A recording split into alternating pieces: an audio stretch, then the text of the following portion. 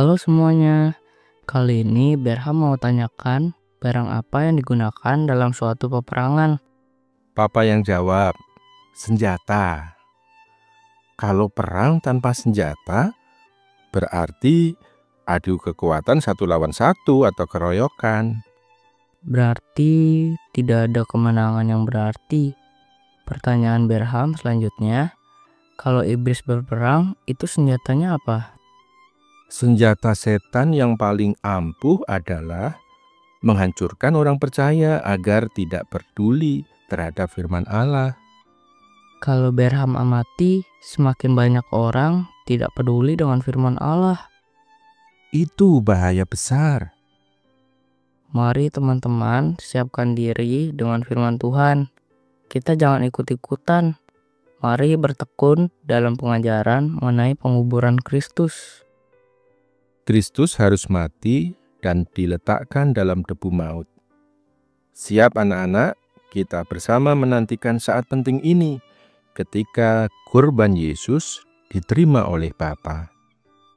Adik-adik, mari kita mohon berkat Tuhan di dalam doa untuk kita melanjutkan petualangan kita di dalam kerajaan Allah. Kami mohon belas kasihan Tuhan agar kami dipimpin untuk boleh mengerti cinta kasih Tuhan yang begitu dalam, agar hidup kami mempunyai iman yang teguh di dalam Engkau. Berkati perenungan firman Tuhan kali ini ya Tuhan. Dalam nama Tuhan Yesus kami berdoa. Amin. Adik-adik, apakah kalian tahu bahwa di Israel ada sekelompok pemuka agama yang disebut sebagai Sanhedrin? Siapakah mereka? Mereka adalah majelis besar agama yang memutuskan untuk menghukum Tuhan Yesus dengan hukuman mati. Apakah semua anggota kelompok Sanhedrin setuju dengan keputusan itu? Ternyata tidak, adik-adik. Adalah seorang yang bernama Yusuf. Dia berasal dari Arimatea. Dia adalah seorang yang jujur, seorang yang benar, dan seorang yang sungguh-sungguh menantikan kerajaan Allah. Dia tidak setuju dengan keputusan Mahkamah Besar Agama Yahudi untuk membunuh Tuhan Yesus. Yusuf Arimatea mempunyai sikap yang berbeda, mempunyai pendirian yang berbeda. Itulah mengapa dia berani menghadap Pontius Pilatus. Untuk apa, adik-adik? Setelah Yusuf Arimatea mendengar bahwa Yesus telah mati, dia meminta izin kepada Pontius Pilatus untuk menguburkan Tuhan Yesus. Ini adalah sebuah pendirian yang hebat dan berani. Di saat orang-orang sekelompoknya mau membunuh Tuhan Yesus dan setiap orang yang tidak sepakat dikucilkan, dia berani mengambil keputusan untuk itu. Adik-adik, dengan dibantu oleh sahabat-sahabat Tuhan Yesus, Yusuf ingin menurunkan mayat Tuhan Yesus, membersihkannya, memberikan kain kafan, dan menguburkan Tuhan Yesus dengan penuh penghormatan. Yusuf menyediakan kubur baru miliknya sendiri sebagai tempat untuk menguburkan Tuhan Yesus. Adik-adik, penguburan yang penuh dengan penghormatan dari Yusuf, dari sahabat-sahabat Tuhan Yesus, dari juga perempuan-perempuan yang biasa mengikuti Tuhan Yesus dari Galilea, menunjukkan bahwa Tuhan Yesus mati sebagai orang yang benar, mati untuk menebus dosa-dosa orang lain. Setelah upacara selesai, maka batu besar digulingkan untuk menutup kubur itu, dan mereka pulang. Tuhan Yesus ada di dalam kubur itu. Di dalam kubur itu, Tuhan Yesus menantikan jawaban dari persembahan yang Dia telah berikan kepada Bapa di surga. Namun, kubur itu juga berbicara tentang hal yang lain, bahwa Tuhan Yesus ini terpisah dari dunia orang hidup. Tuhan Yesus sekarang diliputi oleh kegelapan. Tuhan Yesus ditelan oleh kegelapan, adik-adik. Tetapi Ini menunjukkan bahwa Tuhan Yesus dengan segala kerelaannya telah mempersembahkan dirinya dan sangat dihina di dalam penderitaannya, sangat direndahkan di dalam penderitaannya, di dalam kematiannya. Untuk apa, adik-adik? Ini yang disebut dengan substitusi. Seharusnya kitalah yang diliputi, ditutupi oleh kegelapan itu, dikuburkan selama-lamanya. Tetapi Kristus rela menggantikan posisi kita agar kita nanti tidak dikuasai oleh kegelapan untuk selama-lamanya.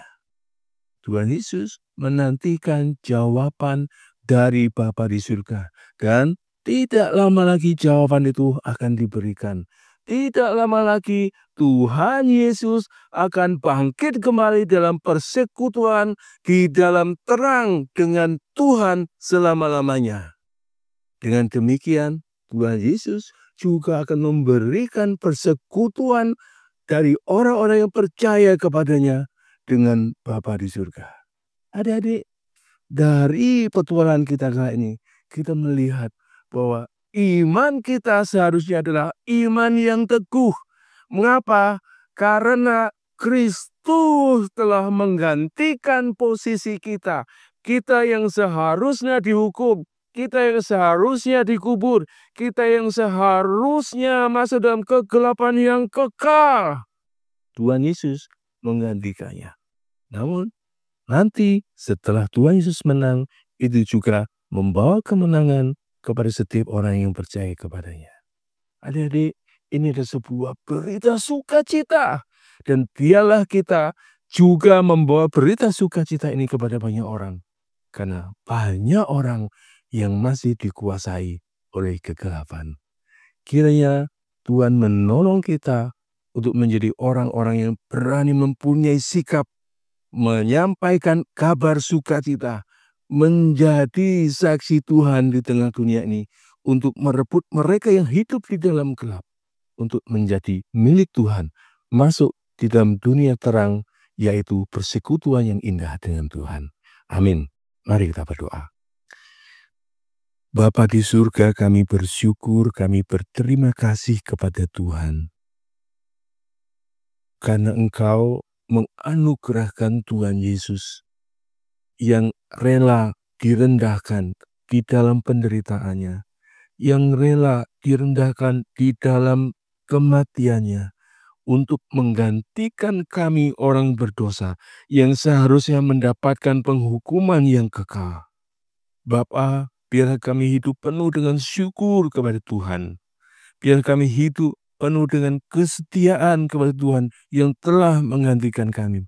Supaya kami menjadi saksi Tuhan, sehingga kami boleh membawa banyak orang mengenal Tuhan Yesus dan diselamatkan. Tolong kami ya Tuhan. Dalam nama Tuhan Yesus kami berdoa. Amin.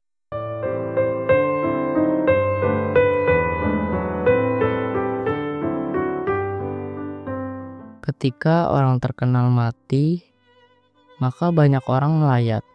Contoh dalam kematian Lady Diana, ada 2,5 miliar orang melayat.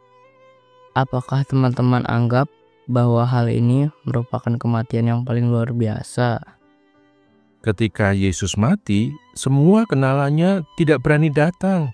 Bahkan mereka berdiri jauh-jauh.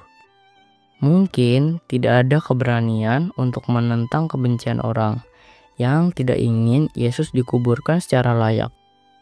Berarti tidak satu pun dari muridnya hadir dalam upacara penguburan. Kecuali perempuan yang datang bersama-sama Yesus dari Galilea. Tapi Papa yakin kematian Yesus lebih agung dibanding kematian siapapun. Lihat saja dalam pemeliharaannya, ada seorang bernama Yusuf yang pergi secara resmi minta mayat Yesus. Bahkan ia menurunkan mayat itu dengan tangannya sendiri dan mengapani dengan kain lenan. Benar-benar membuktikan bahwa Yusuf menghormati Yesus. Berham pun mau menunjukkan penghormatan kepada Yesus dengan menjadi saksi kebangkitannya melalui pembacaan Lukas pasal 24 ayat 1 sampai dengan 12 serta mau share link YouTube BDKA. Sampai jumpa.